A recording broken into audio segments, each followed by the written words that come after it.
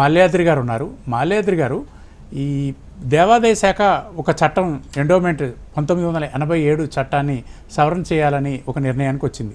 అయితే ఈ చట్టంలో ముఖ్యంగా సెక్షన్ 83, 84, ఈ సెక్షన్ 11 గురించి కొంచెం విపులంగా సందేహాలు ఉన్నాయి. అసలు ఆ సెక్షన్లో ఏమున్నాయి, దాంట్లో ఉన్న లోటుపాట్లేంటి? ముందుగా హెచ్ఎంటీవీ ప్రేక్షకులకి, వీక్షించే వాళ్ళకి, వీక్షించని వాళ్ళకి కూడా ప్రత్యేకంగా మీ హెచ్ఎంటీవీ ద్వారా ఒక అప్పీల్ చేయదలుచుకున్నాం. దాంట్లో భాగంగా ముందు యమునా పాఠక్ గారికి, ఆమె చేసే కృషికి, హెచ్ఎంటీవీ వాళ్ళు చేసే కృషికి ప్రత్యేక అభినందనలు, కృతజ్ఞతలు, ధన్యవాదాలు.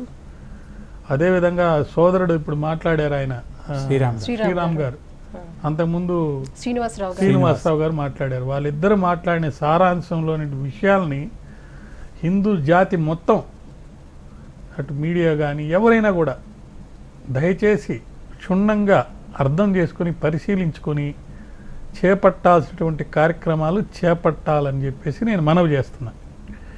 మీకు ఆ సెక్షన్లు వాటి గురించి మీరు అడిగారు. దానికంటే ముందల కొన్ని ఫ్యాక్ట్స్ నేను కొంచెం తరోగా సెర్చ్ చేసిన తర్వాత తెలిసింది ఏంటంటే, తెలంగాణ మొత్తంలో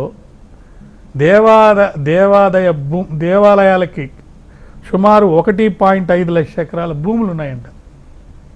దాంట్లో అఫీషియల్గానే 40,000 ఎకరాలు ఆక్రమణలో ఉన్నాయని తెలిసింది. వాటి విలువ వేల కోట్ల రూపాయలు. అయితే ఈ ఎవరు ఆక్రమించారు అనే దానికి సంబంధించి గ్రేటర్ హైదరాబాద్ పరిధిలో చూస్తే వ్యక్తులు మాత్రమే కాదండి, కొన్ని పబ్లిక్ ప్రైవేట్ లిమిటెడ్ కంపెనీలు కూడా ఆక్రమించాయంట. ఈ వాస్తవాన్ని మనం కనుక గమనిస్తే ఇప్పుడు ఈ చట్టము, దీంట్లో తీసుకురావాల్సిన మార్పులు, వీటి గురించి చూడాల్సి వస్తే ఇది కేవలం చట్టపరమైన చర్య కాదండి, చట్టానికి సంబంధించింది మాత్రమే కాదు. వాళ్ళిద్దరు చెప్పినట్లుగా మనం లోతుగా పరిశీలించి చూస్తే ఇది మన సంస్కృతి, మన విశ్వాసం, మన ధర్మం గురించి జరిగే పోరాటం. దీంట్లో ఒక్క విషయం ముఖ్యంగా అందరూ తెలుసుకోవాల్సింది, దేవాలయ భూములు అనేవి ఎవరి సొత్తు కాదండి. అవి దేవుడి ఆస్తి, ప్రజల విశ్వాసం. దేవుడికి ప్రజలు ఏదో విధంగా ఆస్తి కల్పించారు.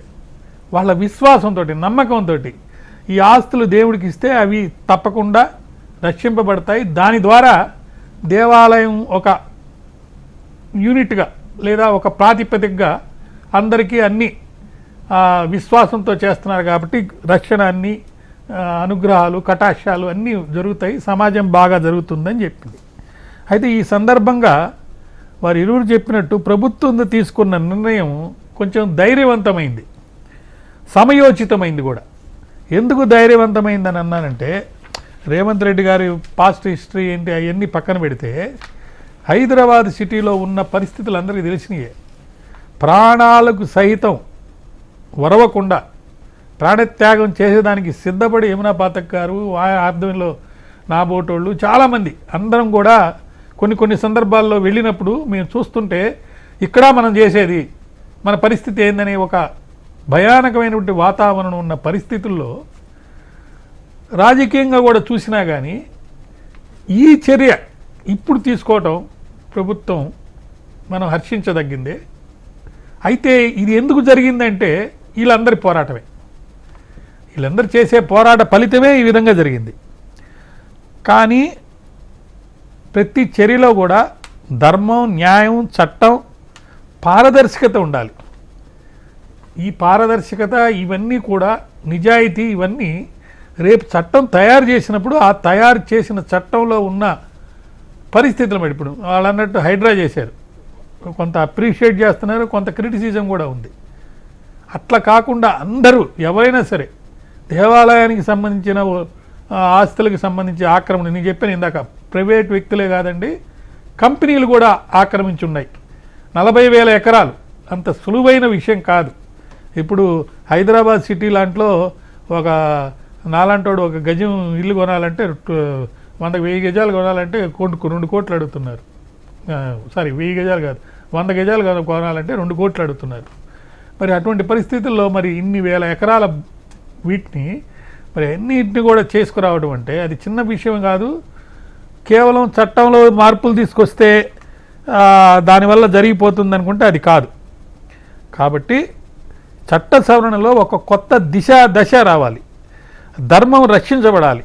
అది జరగాలంటే మటుకు హిందువులంతా ఏకం కావాలి. ఏ పార్టీ వారు కానీ ఎవరైనా కానీ వాళ్ళు ఏకమయ్యి మన సంస్కృతి సాంప్రదాయాలు వేదాలు ఉపనిషత్తులు వీటిల్లో చెప్పినటువంటి ముఖ్యమైన విషయం ఏంటంటే కొంత త్యాగం చేయాలి. అందరూ వాళ్ళ సమయాన్ని త్యాగం చేయాలి.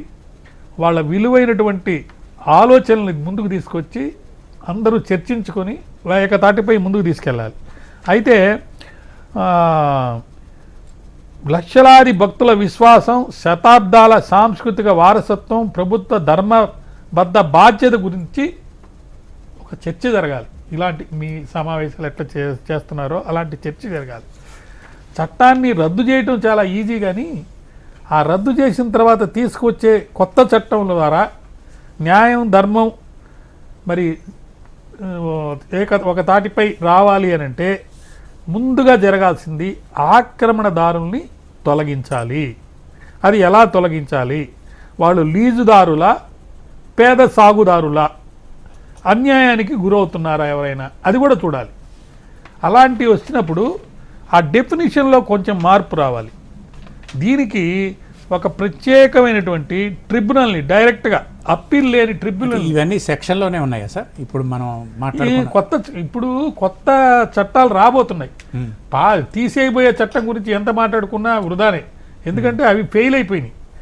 సెక్షన్ 83, 84లో 83, 84 మనం చూస్తే మీరు అడిగిన దానికి కూడా చెప్తా నేను. 83, 84 మనం చూసినప్పుడు మనకు ఏదైనా సంస్థ ఎండోమెంట్ గల వ్యవసాయ భూమి లీజు కానీ ల్యాండ్లెస్ ప్యూర్ వ్యక్తి దగ్గర లేకపోతే దాన్ని రద్దు చేశారు.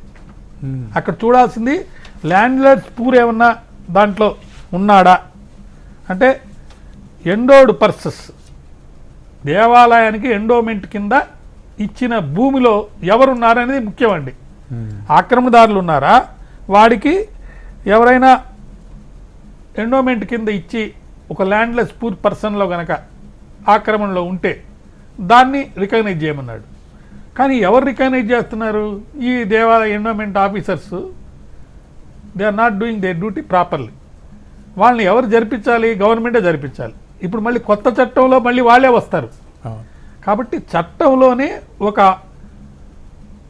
నిబద్ధత కలిగినటువంటి రూల్స్ రావాలి. ఎలా? ఇప్పుడు ఉదాహరణకి ఆక్రమణదారుడు తొలగించాలంటే కోర్టుకు పోయి ఆర్డర్ తీసుకునే పరిస్థితి ఇప్పుడు ఉంది. నేరుగా వెళ్ళి తొలగించలేరు. అది కొత్త చట్టంలో హైడ్రా లాగా ముందు తొలగించేయటం, దాని తదనంతరం వాడిదైతే వాడు వచ్చి చెప్పుకొని చేసుకునే తట్టు ఒక నోటీస్ లేకుండా చర్య తీసుకునేటువంటి చర్య కొత్త చట్టంలో రావాలి. మనం 82 సెక్షన్లో చెప్పింది అది. ల్యాండ్లెస్ పూర్ పర్సన్స్ 6 ఇయర్స్ కనుక కంటిన్యూస్గా దాంట్లో ఉంటే వాడికి 75% ప్రివైలింగ్ మార్కెట్ వాల్యూ డబ్బు ఇచ్చి వాడు తీసుకోవచ్చు. అది ల్యాండ్లెస్ పూర్ పర్సన్ అయి ఉండాలి. 75% మార్కెట్ వాల్యూ వాడు కట్టగలగాలి. ఇది సెక్షన్ 82. దాన్ని అలాగే ఉంచుతున్నారు. ఇప్పుడు 83, 84 మాత్రమే మార్చబోతున్నారు. 83 చూస్తే మనకేముంది? అసిస్టెంట్ కమిషనర్కి జ్యూరిడిక్షన్ ఇచ్చారు. ఆయన ఒక హిందూ చారిటబుల్ ధార్మిక సంస్థకు చెందిన భూమిగా